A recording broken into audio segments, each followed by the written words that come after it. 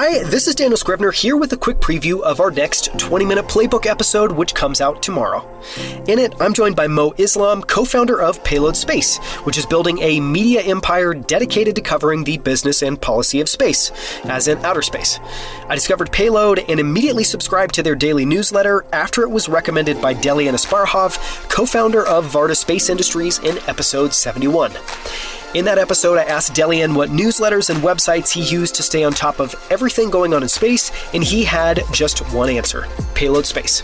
In this episode, Mo shares why hubris kills startups and humility saves them, what he's learned by studying incredible investors like Philippe Lafont at Coatue, and why he loves the book Engines That Move Markets, which I had never heard of and I immediately ordered after recording this episode with him. It's an incredible conversation you won't want to miss. Here's one of my favorite moments from it. Tune in tomorrow to listen to the full episode.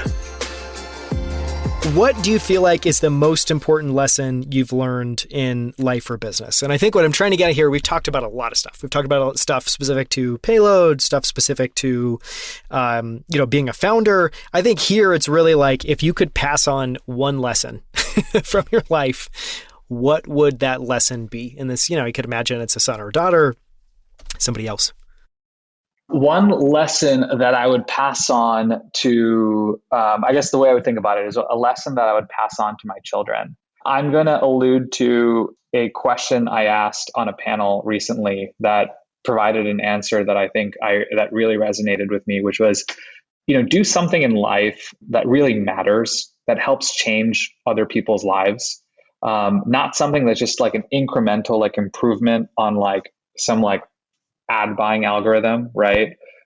Try to do something that, because there's just not enough people doing things like that, right?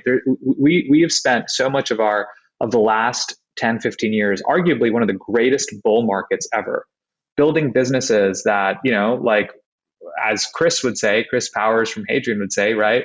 That if they went away, would have no real impact on our everyday life. And I think there's so many huge problems that are yet to be solved, from, within space, of course, but, in energy, in food, right? That if we solve them, we would just have, I know this sounds very idealistic, but there's just not enough people. I think, Daniel, we talked about this once in the past, where there's this very famous survey by some newspaper company. I think it was Daily Mail or something. That was just they surveyed 2,000 kids, what do you want to be when you grow up? And the first answer, the number one most popular answer, was influencer, right?